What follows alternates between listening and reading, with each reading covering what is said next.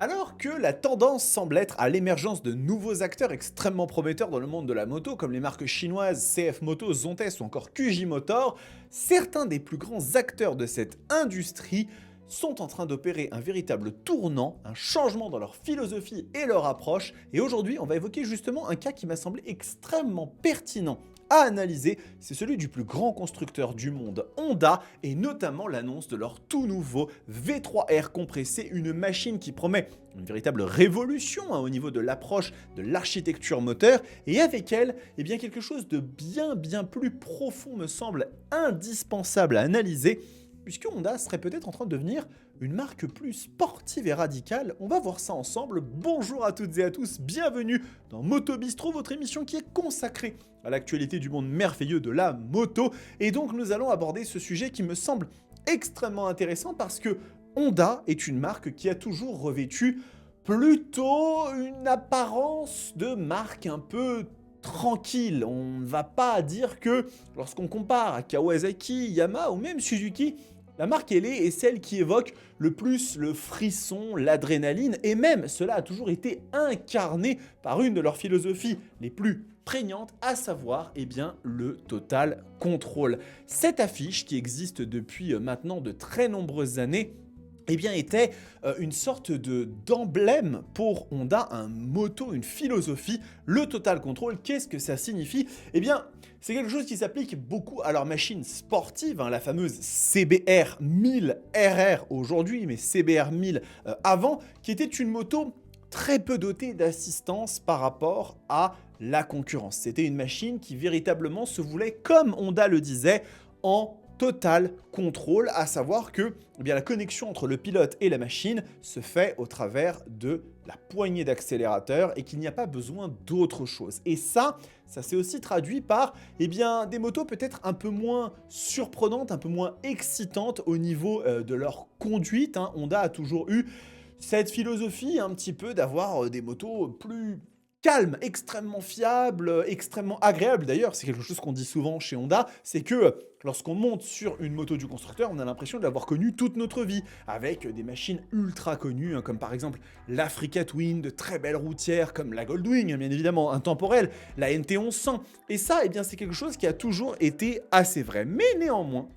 néanmoins, toutes ces choses ont commencé un petit peu à évoluer il y a de cela quelques années avec notamment l'arrivée d'une moto qui a un peu chamboulé et bousculé cette équation, à savoir la CBR 1000 RR Fireblade. En effet, la nouvelle hyper sportive de chez Honda a définitivement abandonné le fameux Total Control. On est passé d'une moto qui faisait environ 190 chevaux, 192, alors que la concurrence lui taillait déjà des croupières assez énervées, à l'un des monstres les plus puissants de l'industrie. 217 chevaux se cachent au cœur de cette monstruosité. Et aujourd'hui, la CBR 1000 RR Fireblade est l'une des motos non seulement les plus puissantes, mais aussi les plus technologiques de sa catégorie. C'est une véritable usine à puces avec beaucoup de différentes assistances, et avec ceci, le Total Control a commencé à être abandonné et Honda a aussi commencé à avoir une image un petit peu plus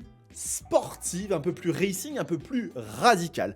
Et puis finalement, il y a eu une chose qui a, à mon sens, véritablement commencé à faire shifter, à faire évoluer la mentalité, la philosophie que Honda pouvait avoir. Et ça a commencé avec une moto. Cette moto, c'est la CB750 Hornet, ici dans sa version mise à jour, mais vous le savez, quand elle a été annoncée fin 2022 et sortie en 2023, cette machine casse les codes de Honda. Elle est véritablement beaucoup plus dans une philosophie très urbaine, très, on va dire, un petit peu subversive, avec un moteur ultra peps, avec une machine qui est excessivement vivante, avec une esthétique aussi très manga presque, Kawasaki dans l'esprit et encore plus dans cette nouvelle version.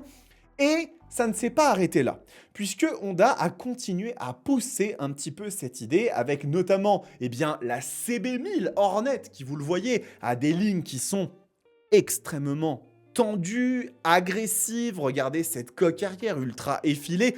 On commence à s'éloigner beaucoup eh bien, de ce qu'on avait chez le constructeur Hellé, hein, avec notamment la CB Miller, hein, avant, qui était une machine beaucoup plus classieuse, beaucoup plus néo-rétro, et la CB Miller encore avant, qui était tout en fluidité, en ligne très, on va dire, élégante. Là, ici, sur cette CB Miller Net, on est sur quelque chose de plus agressif. Et finalement, quand on a eu l'annonce de la CB1000 GT, c'est là qu'on a commencé à se dire qu'il se passe un truc chez Honda. Honda est en train d'épouser peut-être l'air du temps, peut-être une nouvelle philosophie, ils essayent des choses nouvelles, mais ce qui est sûr et certain, c'est que cette machine, ce trail, ne présente absolument pas des caractéristiques esthétiques comme celles qu'on a eu l'habitude de voir chez Honda, avec sorte de mandibule ultra proéminente. Alors on reconnaît bien sûr ici l'esthétique de la CB Miller Net, mais plus évoluée, plus développée, mais on est véritablement dans quelque chose à laquelle Honda ne nous a pas habitués. Et la raison pour laquelle je vous amène à tout ça,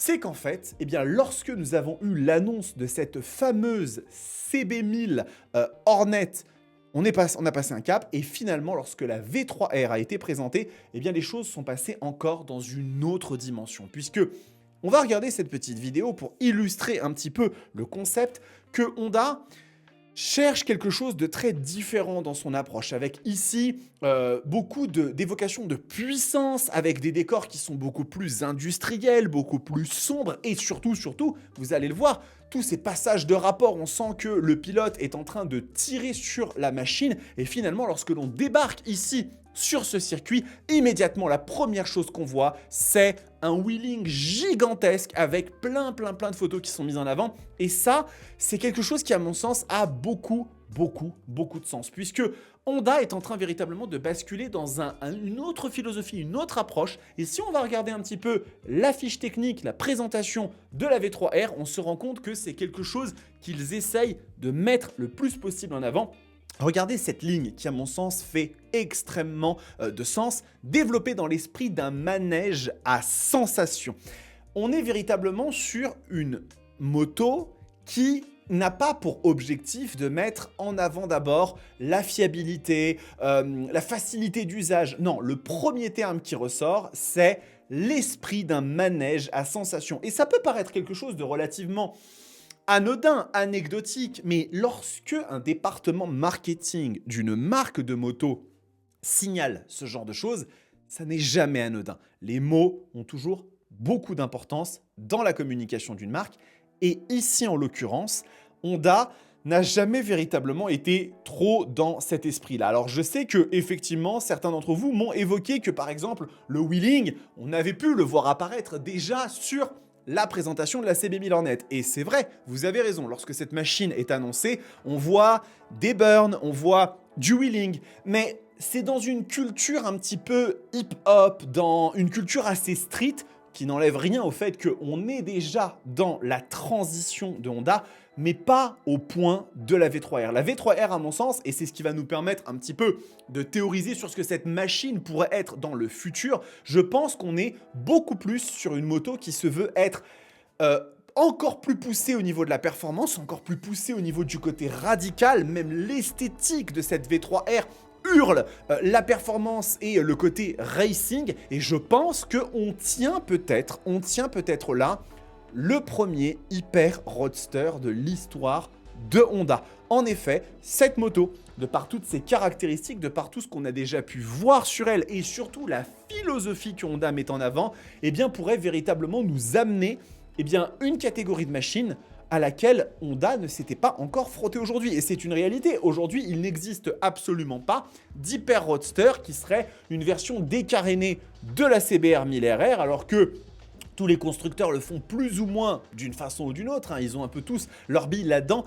mais pas Honda. Et en l'occurrence, cette V3R, on a vu plusieurs choses très intéressantes, notamment le fait que lorsqu'elle avait été présentée à l'EICMA 2025, ils avaient montré la machine avec les pneus extrêmement boulochés, comme pour signaler à quel point elle était coupleuse, à quel point elle était performante.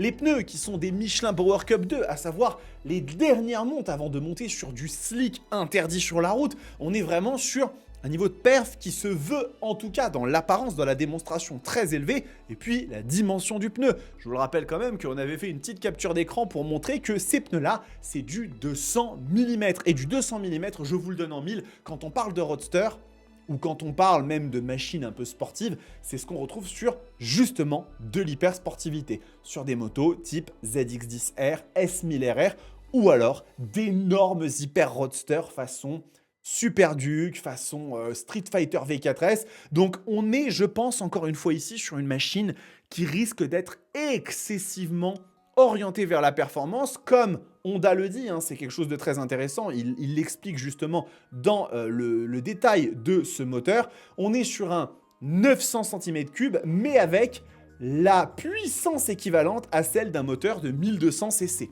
Si Honda est capable de sortir 217 chevaux d'un moteur 1000 cm3, le 4 cylindres en ligne qui équipe la CBR 1000RR Fireblade, j'imagine qu'ils sont aussi capables d'imaginer une puissance qui serait peut-être pas de 200 chevaux, parce que l'idée dans un roadster, c'est pas non plus d'avoir ce genre de chiffre, mais peut-être 170, 180, 190 chevaux. Et surtout, ce qui m'intéresse moi énormément, c'est le couple que cette moto sera capable d'avoir, puisque encore une fois, ils l'ont énormément mis en avant. Et donc, on en arrive finalement à cette espèce de conclusion. Est-ce que Honda est en train d'opérer une transition qui a commencé avec la CBR 1000RR Fireblade, mais qui s'est accélérée avec les Hornet 750, Hornet 1000, avec l'annonce de cette CB1000 GT si particulière en termes d'apparence, et maintenant cette V3R qui, à mon sens, en plus, inaugure une nouvelle esthétique, même dans le logo Honda. Cette fameuse L qui a été mentionnée et qui aujourd'hui référence les modèles